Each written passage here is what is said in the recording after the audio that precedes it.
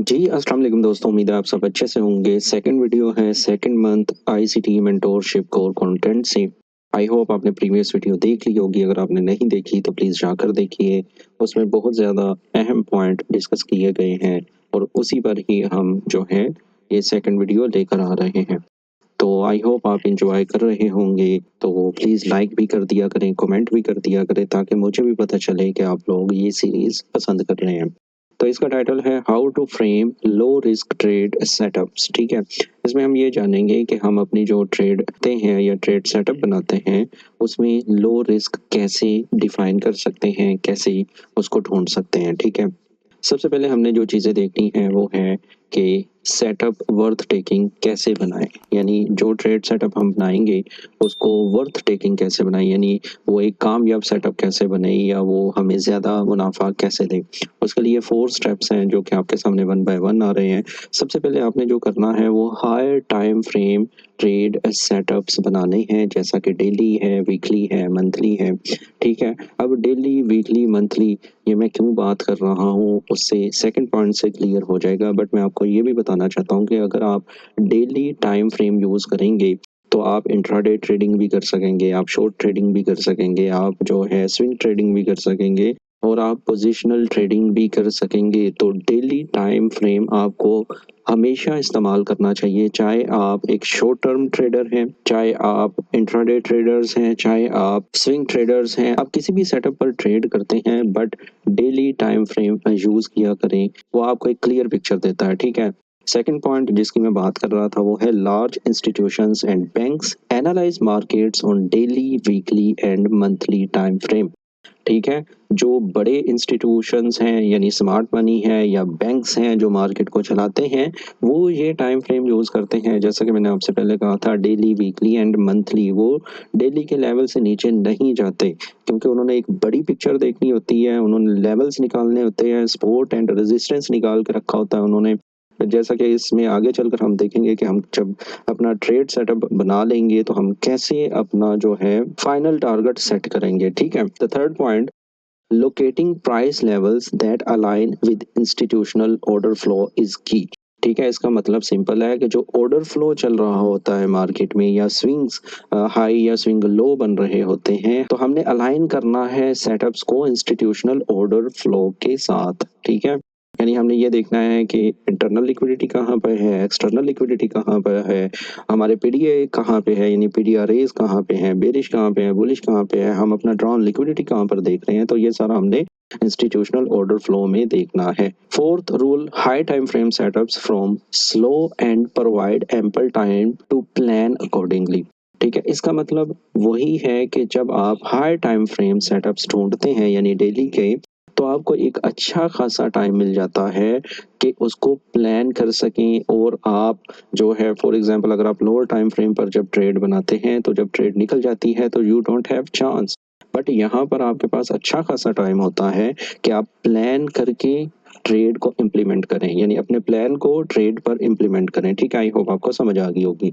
तब चलते हैं हमारा जो सेकंड प्राइमरी पॉइंट है उस पर, what can we do to lower the risk in the trades, यानी हम वो क्या कर सकते हैं जिससे हमारा रिस्क कम हो जाए। इसमें भी 4 पॉइंट है। नंबर 1 जो आ रहा है वो है the higher time frame has more influence on price so we focus there. इसका मतलब ये है कि हायर टाइम फ्रेम का इन्फ्लुएंस यानी कह लें कि असर, इम्पैक्ट प्राइस पर ज़्यादा देर रहता है, जिसकी वजह से हम उस पॉइंट पर ज़्यादा तवज्जो दे सकते हैं, फोकस ज़्यादा रख सकते हैं।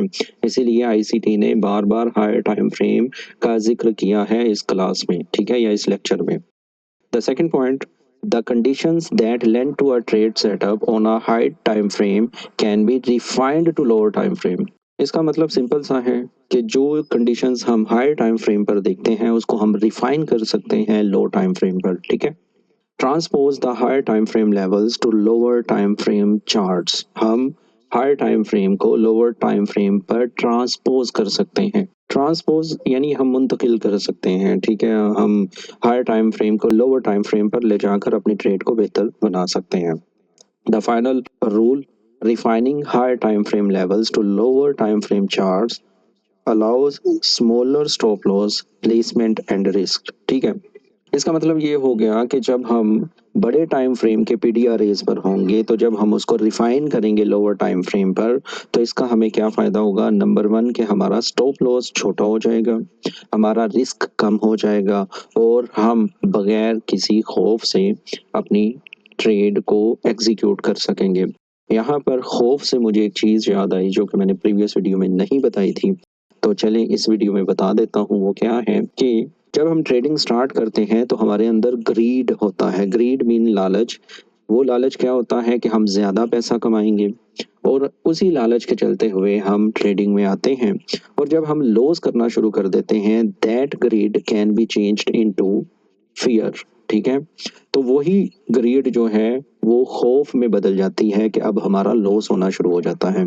तो ग्रीड एंड फियर के पर्सपेक्टिव को भी समझना बहुत ज़रूरी है। मैंने सीरीज शुरू की हुई है जो कि मैंने पेड क्लास की थी ट्रेड साइकोलॉजी पर, प्लीज़ वो भी जाकर ज़रूर देखा करें। तो अब चलते हैं हम चार्ट पर और इन चीज़ों को अप्लाई करके देखते हैं। तो दोस्तों आपके सामने चार्ट है यूएसडी जेपीवाई का। ठीक है, अगर आप ये देखते हैं तो प्राइस ये वाले लो से ये वाले हाई तक गई थी, उसके बाद मार्केट ने रिट्रेसमेंट किया और जब मार्केट यहाँ पर रिट्रेसमेंट कर रही थी ना तो this is your order flow. ठीक है, ये पूरी प्राइस इसे इंस्टीट्यूशनल ऑर्डर फ्लो कहा जाता है। तो इस पूरे ऑर्डर फ्लो में आपने कुछ चीज़ें देखनी थी, जैसा कि सबसे पहले तो हमने ये देखना होता है कि जब मार्केट ऊपर जा रही थी तो जो बेरिश कैंडल बन रही थी डेली चार्ट पर that is our bullish order block. ठीक है, तो इस लो से अगर हम देखते हैं तो ये हमारे पास एक बेरिश कैंडल आती है, ये हैं, ये सारी हैं। बट इस पर फोकस क्यों कर रहा हूँ मैं, क्योंकि जब ये लो फॉर्म हुआ था तो ये वाली कैंडल जो है ये हमारी एक्सट्रीम कैंडल थी, इसको हम एक्सट्रीम लेवल कह सकते हैं इस प्राइस एक्शन में। तो आप देखें कि जब मार्केट रिट्रेस करती है यहाँ पर, ठीक है, यानी इस लो से इस हाई के अंदर आ जाती है तब ये उस प्राइस पर आकर रुक जाती है। तो ये वाली जो कैंडल है ये हमारी हुई बुलिश ऑर्डर ब्लॉक। ठीक है, this is our bullish order block. ठीक है, जब मार्केट वापस आकर उसने यहाँ पर जो है ये डोजी नुमा कैंडल बनाई थी तब आपने क्या करना था कि इसको शिफ्ट कर लेना था H1 पर। तो अब यहाँ पर आप देख सकते हैं कि मैंने हाई टाइम फ्रेम यानी डेली के चार्ट को 60 मिनट्स पर कन्वर्ट कर लिया है।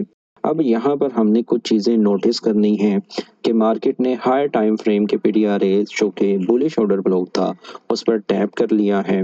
मार्केट ने एक दफ़ा टैप किया, रिएक्शन दिया, but there is no change of character. आप देख सकते हैं कि मार्केट इस हाई से ऊपर क्लोज नहीं हुई, तो मींस मार्केट नीचे आ सकती थी और आप ये देखें कि मार्केट आई भी नीचे और उसने क्या किया, ये जो शॉर्ट टर्म लो बनाया था इसकी लिक्विडिटी स्वीप कर ली। ठीक है, तो ये सेल साइड लिक्विडिटी स्वीप करती है और उसके बाद मार्केट ऊपर जाना शुरू हो जाती है। तो अब यहाँ पे आप देखें कि ये क्या हुआ, मार्केट ने क्या किया, यहाँ पर मार्केट ने टर्टल सॉल्व करने के बाद मार्केट ऊपर गई और मार्केट ने एमएसएस किया, चेंज ऑफ करेक्टर किया।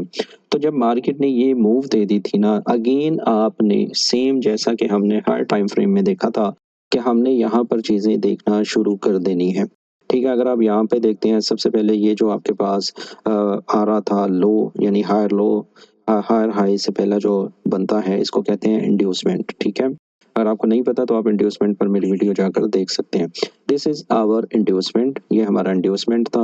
मार्केट ने यहाँ पे क्या किया कि जब यहाँ पर आई तो वो ऊपर गई तो इंड्यूस किया बायर्स को, बट अगेन नीचे आकर स्टॉप लॉस हंट कर दिए।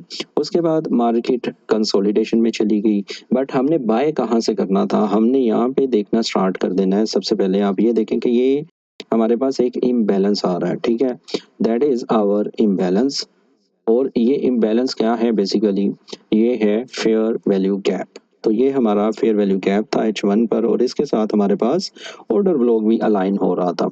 ठीक है, मार्केट ने लिक्विडिटी स्वीप कर ली थी, चेंज ऑफ करेक्टर कर लिया था, कंसोलिडेशन टाइप हो रही थी और मार्केट टैप करती है फेयर वैल्यू गैप पर जो कि हमारा बनता है एंट्री पॉइंट।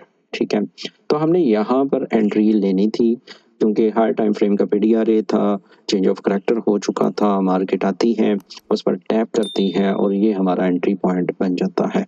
एंट्री पॉइंट बनने के बाद हमने क्या चीज़ें देखनी है, यानी हमारी ड्रॉ लिक्विडिटी क्या होनी चाहिए। आप यहाँ से फिर स्टार्ट करें और चीज़ें देखें कि सबसे पहले तो हमारे पास ये लिक्विडिटी वाइड्स आ रही थी जिसको फिल इन होना था। इसके बाद हमारे पास ये ओल्ड हाई था। अगर हम रीसेंट जो शॉर्ट टर्म हाईज बने थे, इक्वल हाईज थे, रिलेटिव हाईज थे, वो ये थे और ये था। तो सबसे पहले हमने ये चीज़ें देखनी थी और इन्हीं को टारगेट करना था।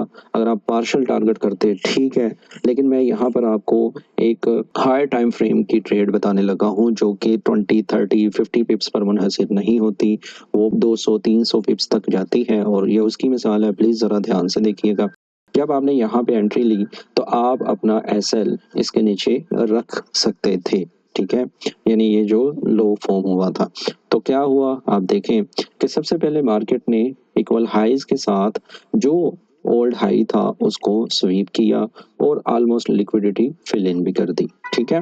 इसके बाद आप ये देखें हमारे पास ये वाला पॉइंट बाकी था और आप अपनी ट्रेड को देखेंगे कि मार्केट ने ये ओल्ड हाईज भी स्वीप कर दिया। तो अब हमने जब ये चीज़ अचीव कर ली तो अब हमारे पास क्या था, तो हमारे पास ये हाईएस्ट पॉइंट है, ठीक है। उसके बाद ये हमारे पास लोअर हाई है और ये इक्वल हाईज अगेन है। तो हम सबसे पहले ये इक्वल हाईज को देख सकते थे, देन हम ये वाले हाई को और फिर ये जो हमारा फाइनल टारगेट बनता है, ड्रॉ ऑन लिक्विडिटी बनता है, इसको हमने मार्क कर लेना है। और उसके बाद देखें आप कि मार्केट उन्हीं लेवल्स पर गई भी है और मार्केट ने वो सारे लेवल्स अचीव किए हैं। ये फ़ायदा होता है हायर टाइम फ्रेम को यूज़ करने का। अगर फॉर एग्जांपल आप एक शॉर्ट टर्म ट्रेड करना चाहते तो आप ये वाले हाई तक रख लेते या ये वाले पर, ठीक है। लेकिन आप ये देखें कि आपने ये एक तरह की स्विंग ट्रेड्स पोजीशन ट्रेड्स वो ट्रेड्स होती हैं जो वीकली चलती हैं, ठीक है। पोजीशनल तो मंथली चलती हैं, मंथ, ठीक है, 2 मंथ्स ये इस तरह चलती हैं और आप ये देखें कि मार्केट ने इसको अचीव किया। अब यहाँ पर बात करते हैं, अगर आप इसका रिस्क देखेंगे और इसका टारगेट देखेंगे तो ये ऑलमोस्ट 1/9 बनता है, ठीक है। यानी आपने अगर $1 का इस ट्रेड में रिस्क लिया था तो आपने $9 का टारगेट रखा था। इसीलिए मैं आपसे बार बार एक चीज़ कह रहा हूँ कि रिस्क मैनेजमेंट को समझे बगैर आप ट्रेडिंग मत करें, ठीक है। अगर आपका विनिंग रेशो या एक्यूरेसी बहुत अच्छी है लेकिन आपका रिस्क मैनेजमेंट अच्छा नहीं है तो आप फेल हैं, तो आप इस इंडस्ट्री में कामयाब नहीं हो सकते। आपने इस तरह के सेटअप्स ढूंढने हैं, इस तरह की वर्किंग करनी है जिससे आप पूरी ट्रेड कैच कर सकें, ठीक है। तो आई होप आपको इस वीडियो में कुछ ना कुछ ज़रूर सीखने को मिला होगा। मुझे अपनी दुआओं में याद रखिएगा। मिलते हैं नेक्स्ट वीडियो में। अल्लाह हाफिज़।